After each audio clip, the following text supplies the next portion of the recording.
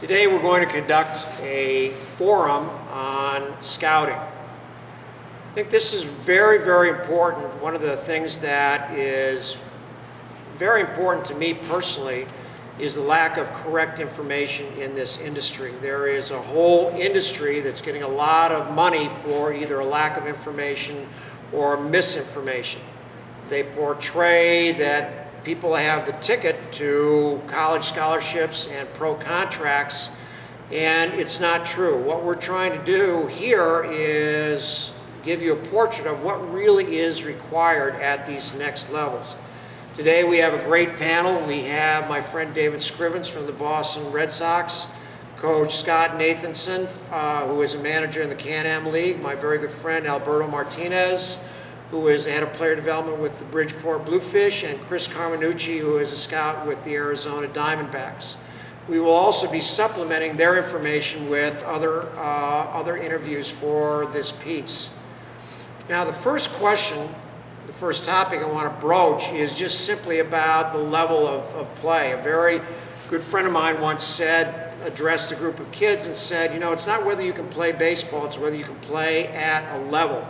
And I think that there is really a huge misconception about what that is. The worst college team in the country is a lot better than the best high school team. The next level, professional baseball, is just out of this world compared to what people really have a conception about. So I'd like to address our panel individually and let them answer or speak to that topic first. Yeah, so in my opinion, there's a big difference in the level of skill, but also the level of preparation required to get from the high school level to the college level to the professional level, and then all the way up the ranks from there.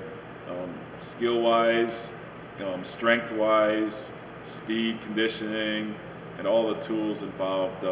Big difference, and a lot of progressions are required, obviously, to move up from being a high school freshman level player to the varsity level, up to college, even Division III college baseball, to Division II to Division I, and then into pro ball. At every level that you move up, from high school to college, to independent league, to affiliated ball, the game tends to speed up. Players run faster, they throw harder, and the mental approach to the game has to be adjusted through preparation and practice and mental work. You learn to slow the game down, to process the information you get, so that you can become a successful player. Me personally, when it comes to like jumping from one level to the next, starting from the high school level to the college level, I think there's been a lot of misperception on,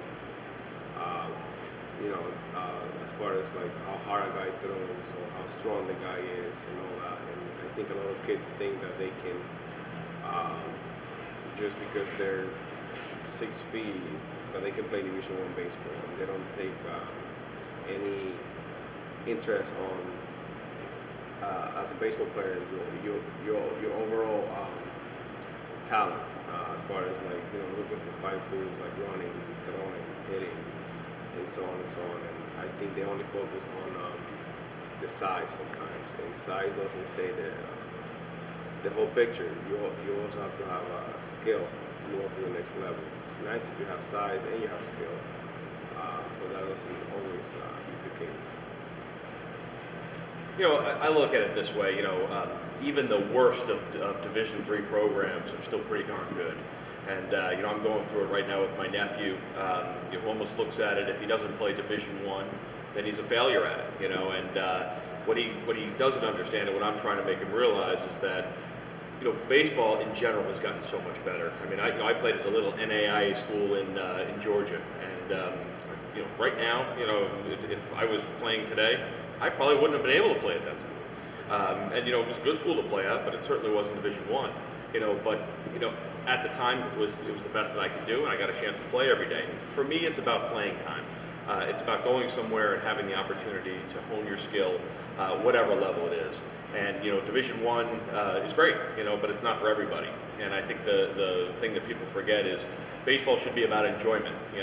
Not everybody's going to go to college and then go and play professionally. We hope you do, but the chances of that are slim to none. So you better find a school, you better find a place to go play where you're going to enjoy yourself, you're going to have fun, and you're going to hone your skill, and hopefully build from there. But there's not a lot of bad baseball out there anymore, and that's a tribute to a lot of good coaching, a lot of good development, a lot of good facilities like we're in right now. And I think that's something that young people need to realize is that it's about honing your skill and about really working on it for the long haul, not just trying to play Division I now so you can say you did. All right, what I'm hearing there, I'm hearing a couple things in the responses we get from all our professionals that I don't think are talked about enough. Just a couple things off the top of my head is, as Chris Carminucci talked about, is every level of ball is really great. It's very competitive. I have the same thing when I talk to kids all the time. I've had kids that say, "Oh, if I can't play Division I or II, I'm not playing," and I go, "Wow, holy mackerel!" Which goes to my second point, was how do you get better if you don't play? Third thing is you need to find that place that you're, this is something that Chris talked about specifically, is that you're happy there. Because if you're not happy, and there's a whole thing there, because baseball isn't the only reason you're in college. Are you happy in the environment? Are you taking the courses you like? Do you like the coach? Do you like where you are geographically? Is it a financial burden? All these things make a great environment for you to develop. So the other thing is a chance to develop. It's a game that you get better at. Okay, you get over the course of 4 years, even an individual, forget if he's a baseball player or an athlete, is going to get bigger. If he works at it, he's going to get bigger, stronger, faster. So go someplace where you can develop your skills. The other thing I'm hearing from David and Coach Scott and Berto is the mental aspect of this. And I don't think that there's enough dialogue about how important mentally is. I can't remember who made the point of, are you prepared? This is one of the first things I always talk about when I interview kids is, in fact, it's the first thing I say is, you do know this is 5 hours a day.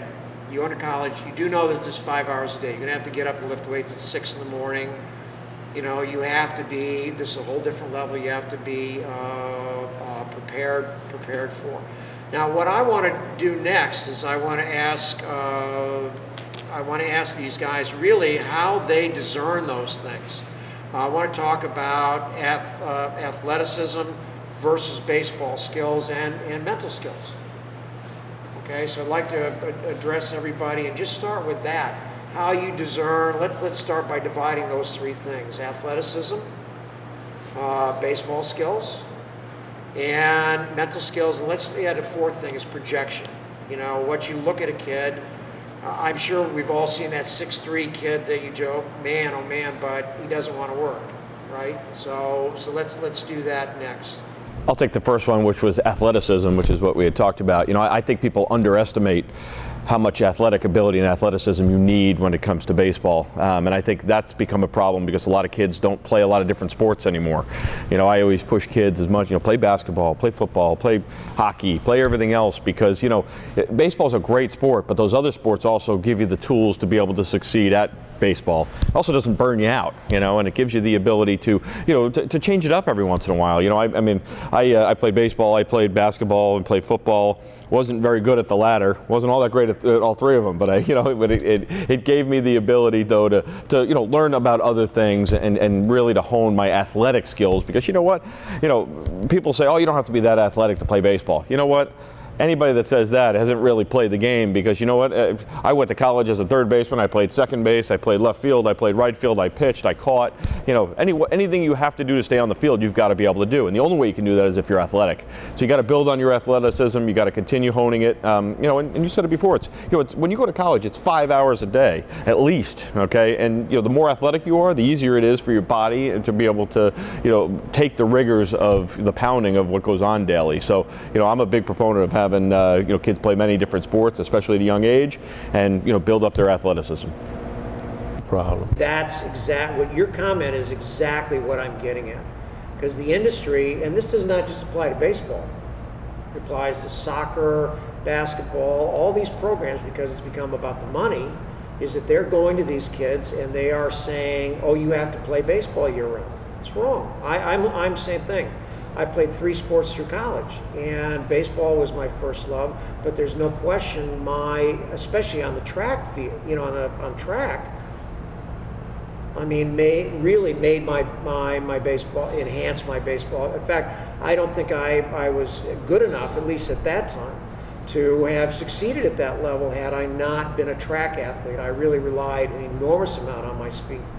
And I think that this is, I want the kids out there, our audience, to hear that it's not about money. If you really want to succeed at this, you do need to play a variety and develop your athleticism, and it pertains not only to the product at the end of the day, is you as a baseball player, if that's your chosen sport, but it applies psychologically to burning you out, especially, if you don't mind my saying so, especially a game like baseball, which requires so much repetition, skill repetition. I would like to touch up on projection.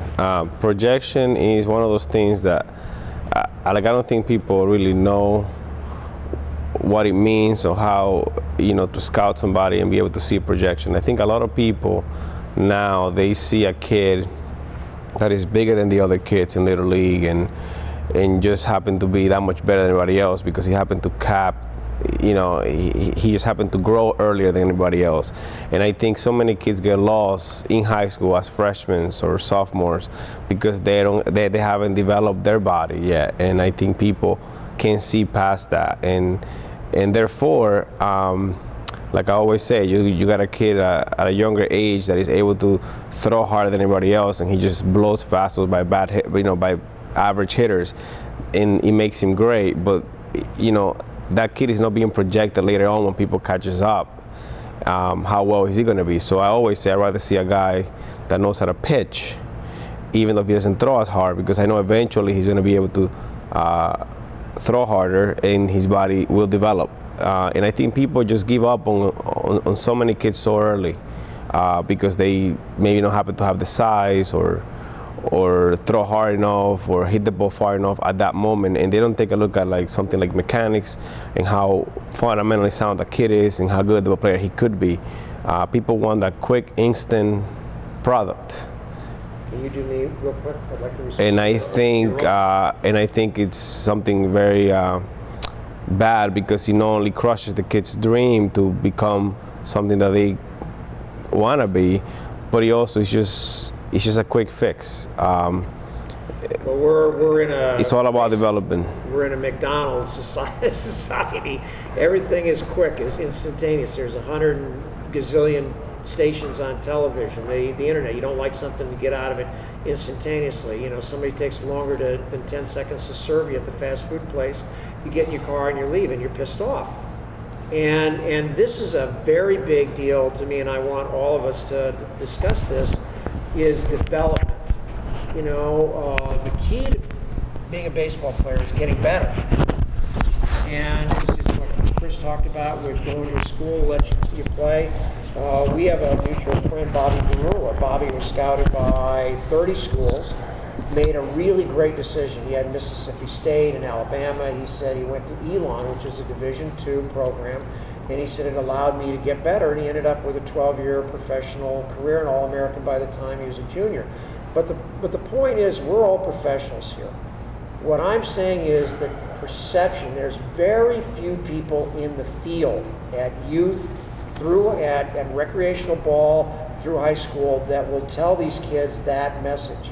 that will look at a kid and take that kid that's a little smaller but has a great swing, great mechanic. He's always balanced. You see, you see his athleticism. You see that his head is still. He's got proper spinal alignment. You see that his running mechanics. You go, stay with this and see what really happens in that environment. In recreation, that kid is told, give it up. Give it up. You're never going to succeed. Look at Johnny over there. Now, you and I might look at Johnny, who's 6'2", and we go, there's no way. There's no way that kid's going to succeed. Johnny, hit the books. Right? Mm-hmm. Johnny, pick up a musical instrument. But the dads and the high school coaches and everything go berserk for this kid. They can see projection.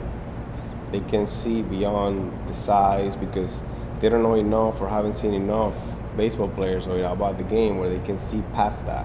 All they see is like, the 12 home runs he hit in Little League, but they don't see that the kid can even walk straight or have that kind of athletic ability. I could tell you from my own experience as a physical education teacher for over 35 years at all levels, elementary school, middle school, and high school, that one of the first things that I teach is how to run properly, because there are very few people who teach it. You see kids in high school, they try out for a team and they have poor running mechanics. You see a kid, he tries out for an independent league team, and the first thing that happens is you run the 60-yard dash, and you wonder how come at that age their running form and their technique is not perfect. It's something that has to be taught. It has to be taught at the younger ages. It's like skiing.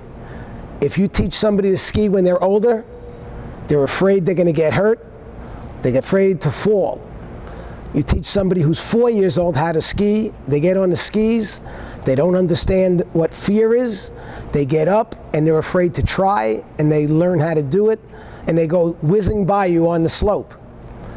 The skills must be taught at a young age, and if you are an older player who has the problem, you're challenged with your running, you go to somebody who can train you with proper form and technique, and whatever your natural speed is, because speed and throwing arm strength are God-given talents. You can improve them, but you can only improve them so much. But if you are challenged in that way, get proper coaching and training and work as hard as you can to maximize the potential that you have. Dave, I know you're also a high school teacher, as is Scott. What do you do? Where does that kid that you or I or any of the other professionals on the panel here would go, boy, there's a ball player. There's a ball player. There's a kid that has a modicum of skill. He'd eat dirt to play ball. This kid's got the attitude, the intelligence, everything else. Where does this kid hear the message that, and how does he know that, despite all the messages telling him to stop, not to continue?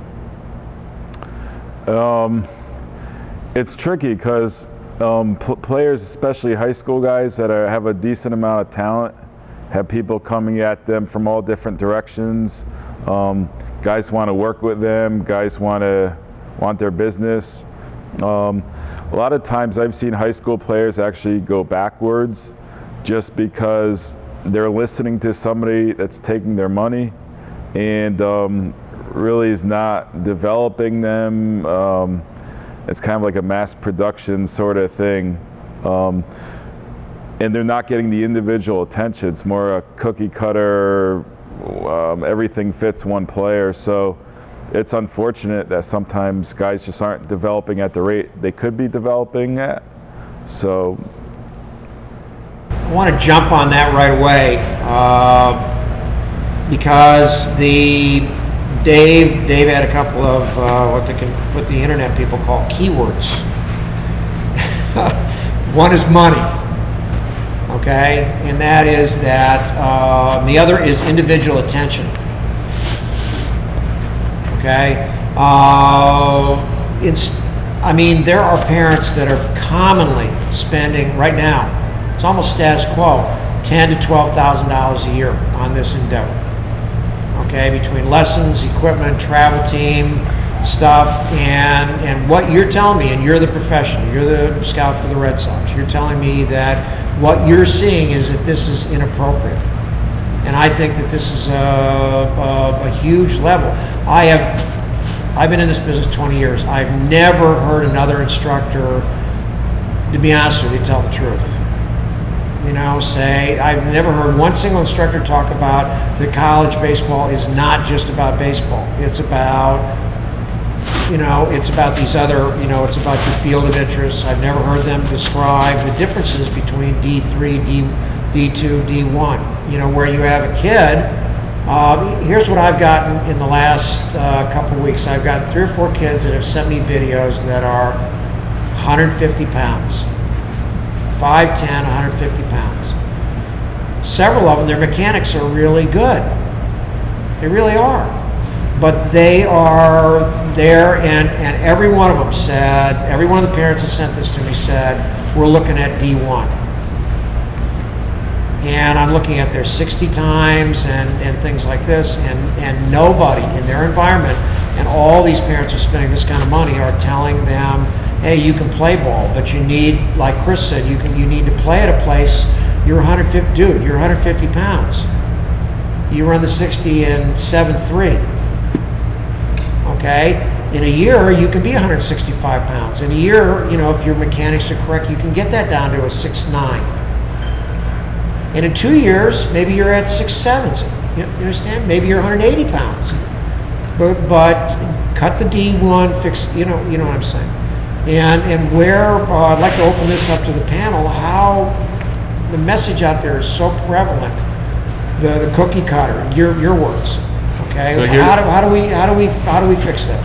So here's part of the problem is, all right, so a player goes to an instructor for individual instruction and skill work, and so that player is paying the instructor to work with them, make them better. So the instructor a lot of times will say, hey, you're a Division I player, you're this, you're that, to get the player to get the continued business, and they're selling the player a bag of goods that's really over their head. So I see it all the time where a high school player will go to a college that's over their head. Maybe it's a one-day showcase where a college comes in, it's a big-time school, they basically evaluate the players for 3 or 4 hours, give that player a commitment, give them scholarship money, and within 2 or 3 weeks of fall practice, the team realizes they over-recruited this kid, he's not as good as they think. The player is with the team for a year, gets little playing time, at the end of the year transfers out, loses a year of academic credits, and then ends up at the smaller school they should have gone to in the first place. Amen. I think you've met him.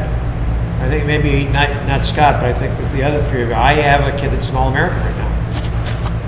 He was recruited by 30 schools, ended up at a high D2 school. Same thing, wasn't playing, and I saw the reasons why right away. Great athlete, did not set up, did not balance when he throws, so he's only a second baseman. And with his athleticism, like Chris said, this is a kid that should have been able to play a variety of positions, but nobody now at that program is going to take the time to teach him, so they give up on him because they want the scholarship money back.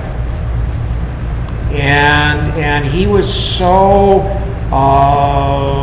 brainwashed on the system that what he ended up, he comes to me, he has an interview with me, and the first thing he says is, well, I'm through school, I'm going to play pro ball, I'm going to mark my safety. I go, dude, you haven't had it bad in college, how are you going to play pro ball?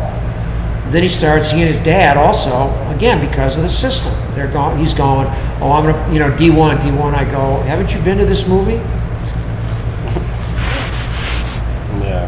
How about going someplace where I said, I have a question for you, and it's not a baseball, are you happy? Are you happy?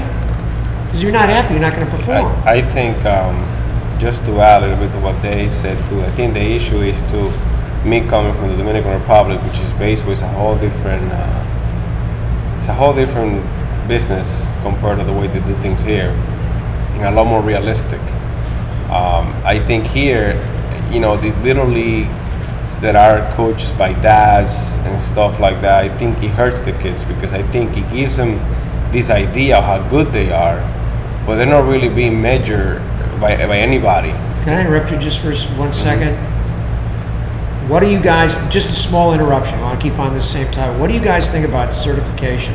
It drives me nuts. Well, it drives me nuts that there's no certification. That's what I was going. For the reason I have a lot of meetings with a lot of little leagues.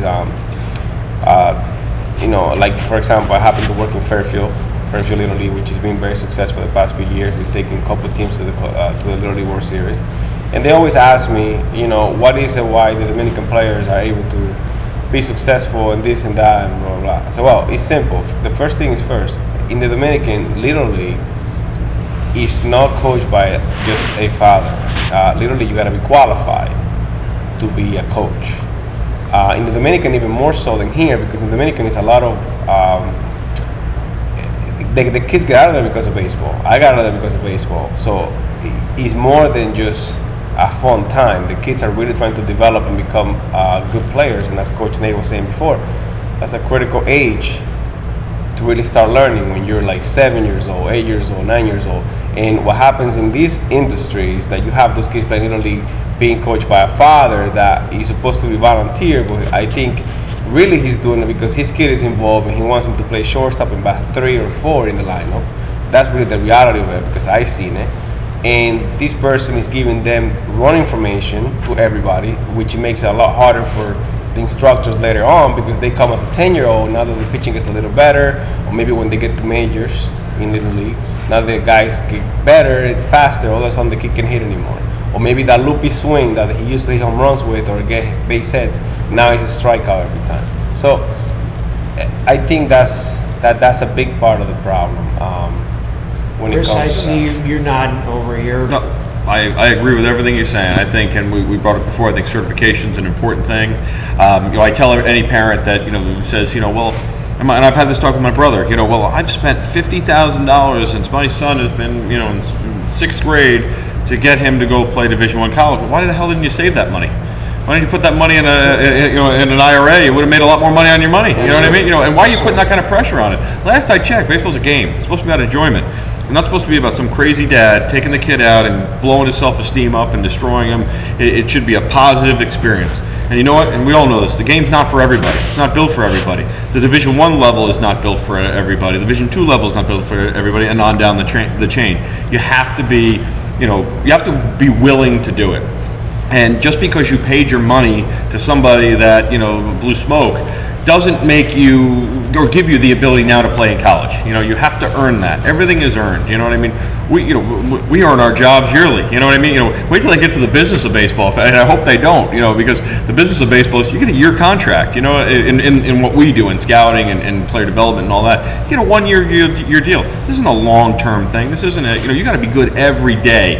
And if you falter, you could lose your job. And I like that idea, but I think that makes us better. My point being in all this is, I think at the end of the day, I think if you had certifications where you had, like he was talking about, if you had people who are qualified working with these kids going up, first of all, it detaches from, I don't want to be coaching my kid. I remember one time my 10-year-old, she was 5, I was showing her how to swing, and she said, Dad, you don't know what you're talking about. I said, I feed you with this. This is how I make my living. But she just want to hear from Dad. So I realized at that time, it's better for me to ask my neighbor to do it, or somebody else to do it, and that's where it comes into play. And I think detaching yourself from your son's success or daughter's success, I think, is a good thing. You could still look at it, you could still oversee it, but you got to get them with people that are positive and they're most importantly realistic. That's the most important thing. Scott? Yeah, Carl, in the late 70s and early 80s, I was the baseball coach at DeWitt Clinton High School. And I get a message left for me at the school. I wasn't a teacher there, but there was a message left for me by the South Riverdale Little League, South Riverdale Baseball League. And they had this idea before its time. They called the school and asked the baseball coach if he was interested in coming down to the Little League to teach the parents how to coach their kids. And they paid me to do it. And their Little League, in the next 2 years, their program got much better. Because on Sunday mornings, I would go down at 7 o'clock, and from 7 to 8, I would teach the parents how to coach their kids. And then they would run a 2-hour practice, and I would go from station to station and monitor what the parents were doing. So in essence, the idea of certification, they hired a professional teacher who was a high school baseball coach at the time. I think actually the industry, I've become very jaded about this because I think that the industry is entirely motivated, the instructional industry is entirely motivated financially. And it's almost they're almost to some degree motivated to withhold information. Okay? And the reality is that creates an environment where that kid, and let's be clear about this also, you better have the passion for this. You know, I don't know how many of you guys know Rick Wolf, who runs a weekly syndicated blog, and I know Rick, and I went to a forum last year. He's talking about it, and he had several of the top industry professionals and made the point of, look, no matter how skilled your kid is, you have to have passion also, because you've got to do the work, and especially in something that has the detailed skill level that this. Boy, I don't think. One of the things I do all the time at the clinics is I say, what time do you think that Derek Jeter arrives at the ballpark for a 7 o'clock game? And the kids go, I don't know, 5:30, 6.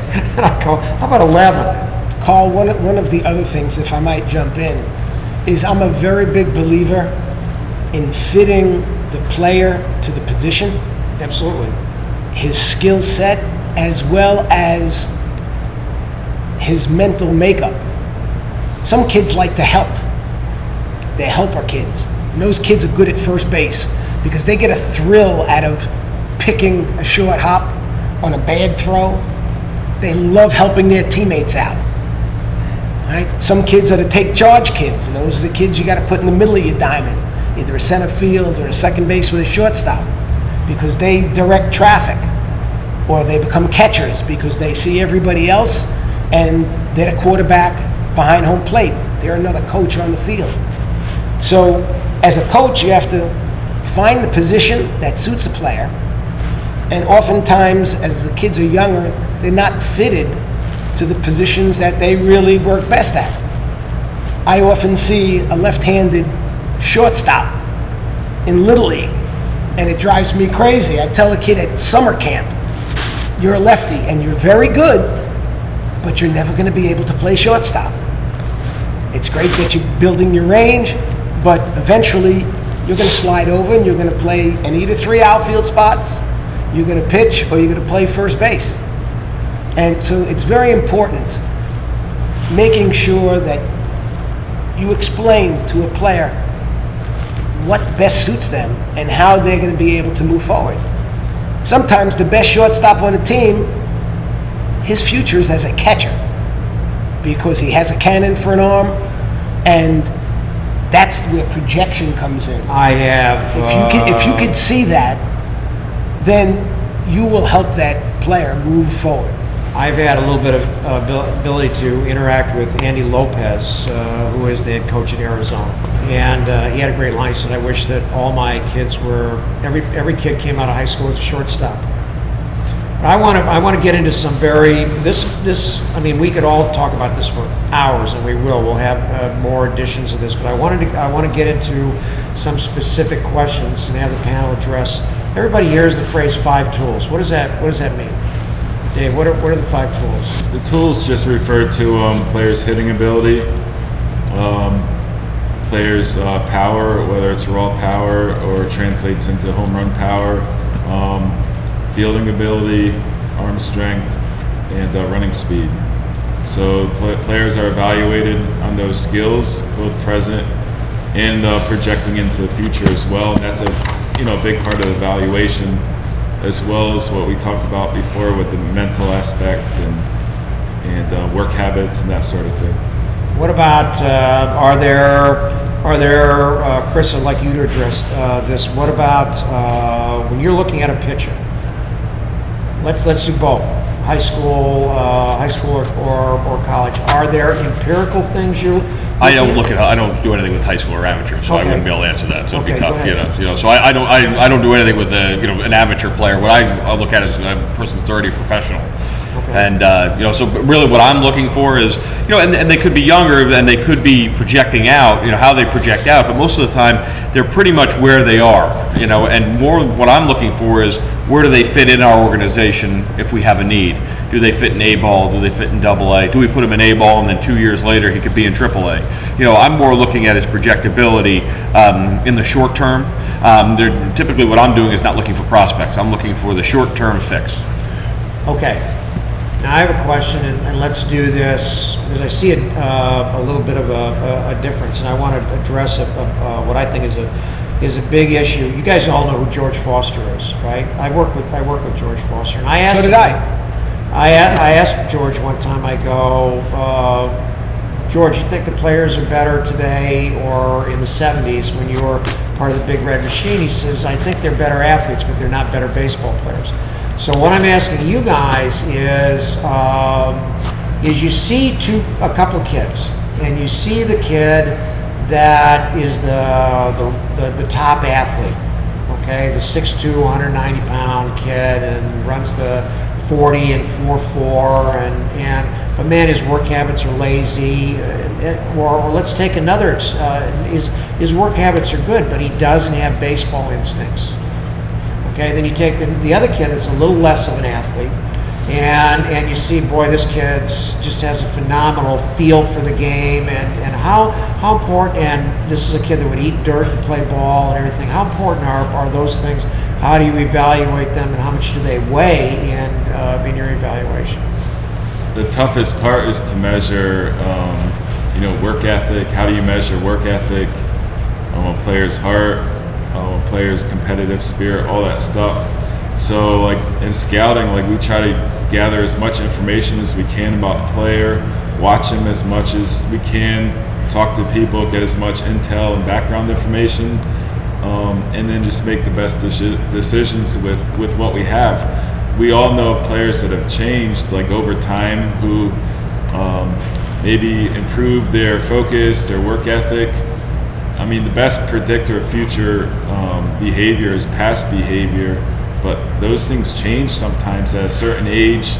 Sometimes a player gains confidence, and all of a sudden that confidence kind of catapults them to the next level. So we try to get the most information we can and then make our best judgments. I don't know if it's applicable anymore. When I was a kid, I talked to a scout, and he said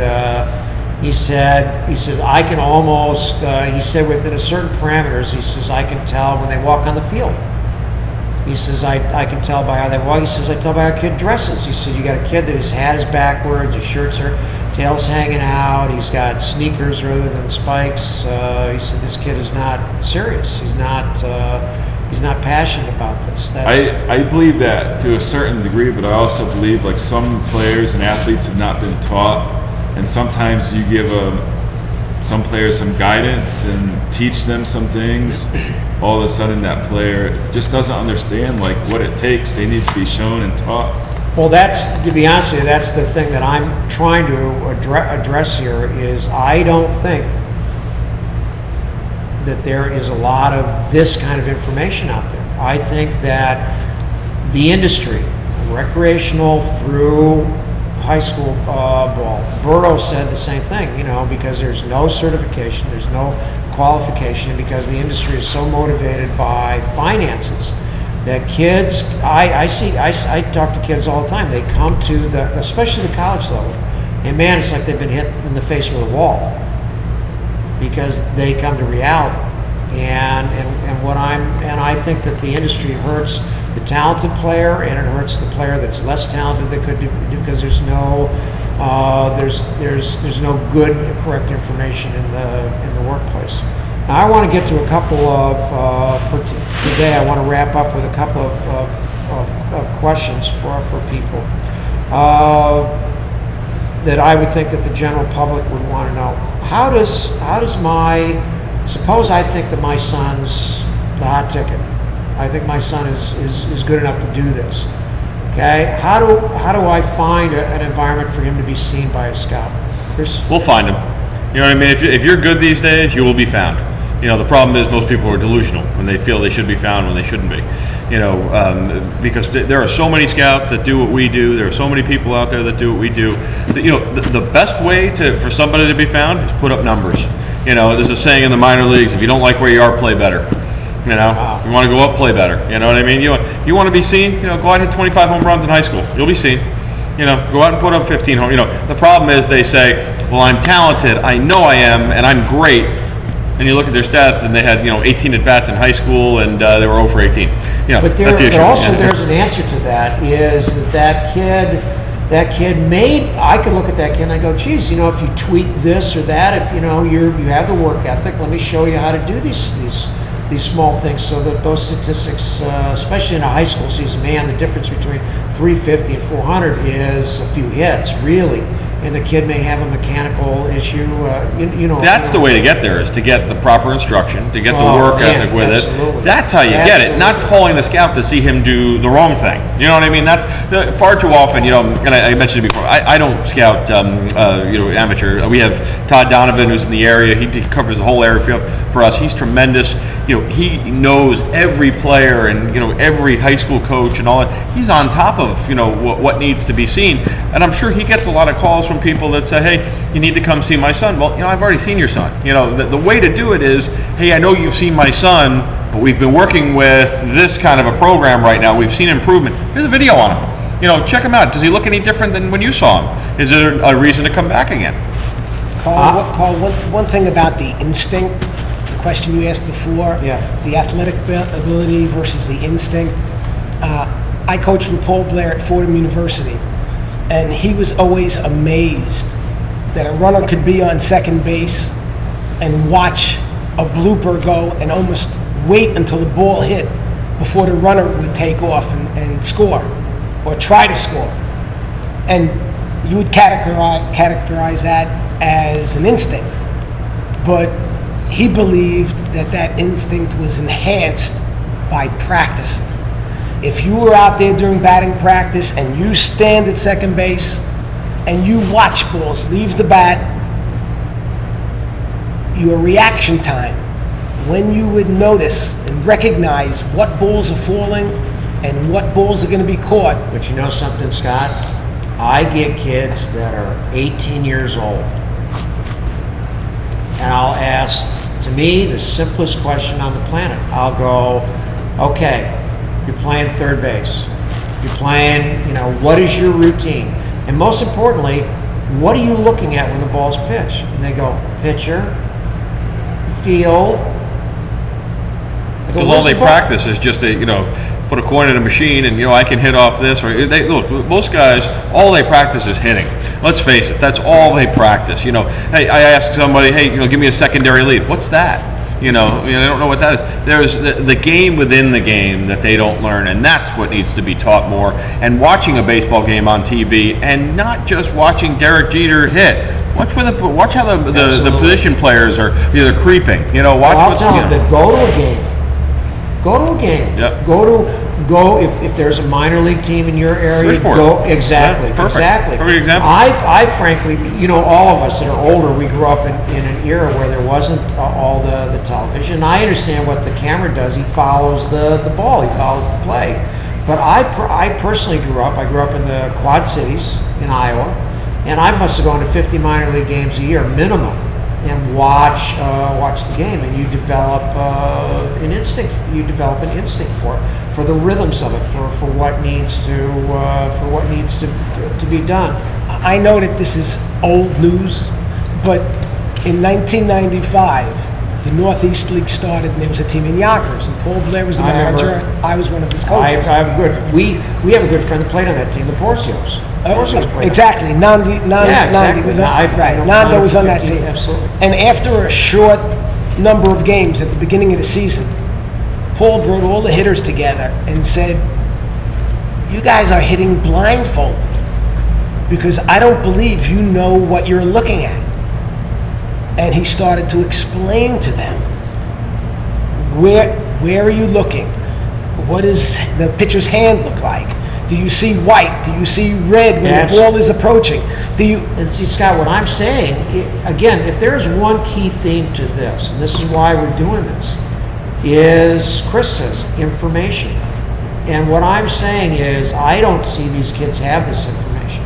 They do not. I say things like this: what's the difference fastball? Tell me that you see the seams. What? What's the color? What's the color change between a fastball and an off-speed pitch? What? Where are you picking up the ball? I don't know. I don't know where I pick up the ball. But this is, I'm sorry to interrupt. This is why we are in a winning industry. The parents and the coaches, all they care is about winning and winning and winning, and they don't care about development. I think, people get so caught up on being on a winning team, but a winning of what? Or whatever league that you're in? I'm sorry. I got to interrupt you because I want you to reply to this. I said to a college recruit the other day, I go, let me ask you something. I'm going to take you to a college. Is the coach going to ask you about your 14U team? Is he talking to you or is he talking to the team? What are you talking about? What are you talking about? Do you know in Ontario, I found this out a month ago, do you know what they're doing in Ontario? 12 and under in Canada, which, it's a province. 12 and under, they're not going to keep score. All they're read there, it's all skill development. I think that, go ahead. I told a parent, I said, listen, it's simple. You have your choices of where you can go. If you want to be on a winning team and you want to pay $3,000 to be in a winning team to win games that are not going to mean anything later, exactly. then you can go there. Now, if you want to be tall, too many parents, I see them all the time just caught up on records. Oh, they won that tournament, but they don't understand. It's almost like when you apply for a job, nobody's asking you, what did you do when you were 14 years old? Where did you work? They don't, it's irrelevant. At the end of the day, you want to invest your money on something that's going to make you better. Do you know something else? You and I talked about this a gazillion times also. I'm sorry, you're 14 years old. You play 60 games in 90 days. You get your parents are investing $10,000 to $12,000. You get in a car or a bus. You go to Florida. You go to tournament. Excuse me. When do you get better? When do you get better? When do you have the time to get better? And not only that, and most of the times, and this is a funny thing that people don't think about, most of the time because they don't have a good foundation of good mechanics or whatever it may be that they need to get better, they actually get worse. Absolutely. Because what they're doing is they're playing so many games with the wrong techniques that now when you face the reality, you're 17 years old and you have nobody looking at you and you're struggling in high school and you look back and say, but what happened? I was so good when I was 13, or now you have a big problem because now not only you have to readjust your whole body the way it wants to work, and that costs you more money. So it's just an investment not well spent, and it's just a lack of it's a lack of knowing the game. It's a lack of being with the right people. Well, again, I come back to just my own frustration with this, because I will sit with professionals, guys like you. I will sit with professionals, or and I have a lot of friends in pro ball. I've been involved in professional ball, and you might as well be from Mars. You might as well be from Mars compared to what is in the instructional industry. I'll get 4 qualified professionals like this in a room, and they'll talk the truth about the industry. They'll talk about the truth of what's required, and then you'll go and you'll talk to a parent, and you'll go, I never heard this stuff. I don't know what you're talking to. And what's the worst is because the misinformation and the lie is so pervasive. I've had parents, you'll tell the kid the truth, and they will leave you. Mm-hmm. They will go back to the person that will lie to them. It's amazing. Because it's what they want to hear. It's what they want to hear, and it's almost like a Disney World. Okay, I'm going to pay $3,000. It's a fantasy camp. Yeah, and then they give you a picture, and then they give you a picture of your great team, and you guys got a great time, and that's the end of it. So that's really what you're paying for, and that should be the last thing you should worry about. You should worry about getting your kid better, so that later on he can do something with that baseball career or whatever he chooses to do. People don't want to invest that. People want that instant gratification. Oh, he's in this winning team, and they won that tournament. And how did that make your kid better? It doesn't. You're making a brand, a franchise. It's literally impossible. Yeah. Well, we didn't have time to practice because we got back from Florida, and now we got a game on Monday, Yeah. so no time. Yeah. That's what you're paying for. And what I'm telling you is at the pro level, it's all preparation. It's all adjustment. It's all mental. I have kids when I teach, and I'll try to explain them the truth mechanically, why they're doing something wrong, why they need to correct it. And I have kids leave me. I have parents come to me and go, "What are you telling him that for? Just let him throw. Let him hit." I go, "Wait a second. He's not hitting correctly." But that's what he wants to do. He just wants to hit. He wants to have fun. Then fine, let him have fun. But don't complain to me when he doesn't make. Because how do you make it to the next level? You make it with information. You make it developed by repetition and muscle memory. Do you guys? I'm going to end this on this. I was actually going to end this on well, I guess we can do this. I'll make it two-pronged. If you had one piece of advice to a player and their parents, what would it be? And second of all, and I want everybody to address both of these, is we're all talking about the same issue, that in the levels below our level, below professional baseball, that there's just so much misinformation. So if I was a parent, and whatever, I'm a stockbroker, I'm a lawyer, this is not my industry, how do you find that correct information? Somebody watches this tape and they go, "Wow, these guys are telling the truth, they're all qualified professionals, I need to change my plan of attack." So again, two questions. Number one, how do you, what advice would you give to a parent and a player? And do you guys? I'm going to end this on this. I was actually going to end this on well, I guess we can do this. I'll make it two-pronged. If you had one piece of advice to a player and their parents, what would it be? And second of all, and I want everybody to address both of these, is we're all talking about the same issue, that in the levels below our level, below professional baseball, that there's just so much misinformation. So if I was a parent, and whatever, I'm a stockbroker, I'm a lawyer, this is not my industry, how do you find that correct information? Somebody watches this tape and they go, "Wow, these guys are telling the truth, they're all qualified professionals, I need to change my plan of attack." So again, two questions. Number one, how do you, what advice would you give to a parent and a player? And second of all, I've kind of reached the point that there is no correct information out there. So how does somebody, what can we do about the industry, or what can a parent, where can they find that correct information? My advice to the parents would be keep your ego out of it and decide whether you want this for you or you want this for your son. That's the big key there. Most parents, vicariously live through their kids. They feel that they got screwed or something didn't happen in their life, so they're trying to now, make sure their son lives through them. And my advice to the parents is stay out of it. Just give them the tools to succeed. And I'll give them those in a second. And then the second part, as a player, you've got to decide as a player if you're going to put those 10 hours before, or 5 hours before you play, 5 hours after, and all the other work that goes in, if you really want it. And do you want it for you, or do you want it for your parents? That's a big thing. A lot of kids, they play because, well, if I don't play, I'm going to let mom and dad down. It's got to be in your heart. This is a game of heart. This is a game, that it's got to be in you. I see so many kids, they're not real baseball players. They're just playing because it's expected of them, not because they really love it. And that's a big thing. They've got to do that.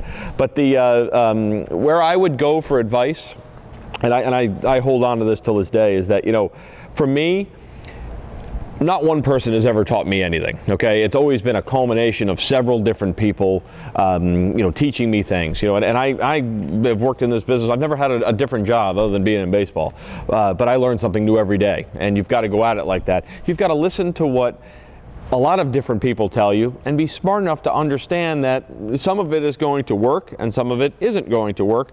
You have to, your body knows what works, and most of the time in baseball, if it's hard for you, it's probably going to be something that's going to be good for you down the road, you know. And you've got to, as best you can, set yourself up to be around as many qualified people as possible. There's, you know, if a guy is a milkman, for lack of a better word, but at night he gives you lessons in his basement, you know what? Why isn't he doing that for a living? Why isn't he, working for a team somewhere? I would put yourself in the position to where you are around the best professionals possible and the most knowledgeable people possible. And, you know, and that would be my advice to him. Me seeing it all the time, I think they should just, first of all, see who are they dealing with, who are they working with, what are their intentions. There's so many things that you can look into, from like the size of the facility, or is it like a money-making thing, or these people really care. Talk to other people that have been in the program, get some feedback from them, see how they do things, as far as like practices and how much attention they give to your kid. You gotta do your homework. You know, if you want your kids to have a good future, you gotta do your homework, and it takes a lot of work. And you're gonna have to go to a game where that team is, or that program that you're thinking about is, and maybe spend 3 hours and see how they do things, and see how you know, and evaluate them. You know, just like you know, we do with scouting. You know, a player. You're gonna have to spend some time outside the house, seeing what that program has to offer and how they work, and ask people that are in the program how has worked out for them. On the player side, I think you gotta know who you are. I mean, you know who you are. You gotta know how bad you want it. You have to know that if you have big dreams of playing Division I, or maybe playing the pro someday at any level, you need to put some time into it and some work. Spending your time playing video games, or doing other things that are so-called fun nowadays for teenagers is not going to cut it. You're going to have to put a lot of work into it, because there's a lot of kids, like in my country, in the Dominican, that put a lot of time into it, and guess what? And they don't even make it. And they have skills and everything. So that just tells you how much time you got to put into it. So you got to know who you are and what you want. Like just like Chris said here, you know, don't do it for somebody else. Don't do it because you think it's great or cool, or because you want to be part of a team. Do it for the right reasons, because if not, you're going to fail eventually. He's going to catch up with you. And you know, for the parents, you know, definitely do your homework. You know, just like everything else. Don't listen to anybody promising you anything. Make sure that you have done your homework before you choose a program. And it's hard. I know it's hard, but there's some good people out there. There's some good instructors out there still. You just have to search for them.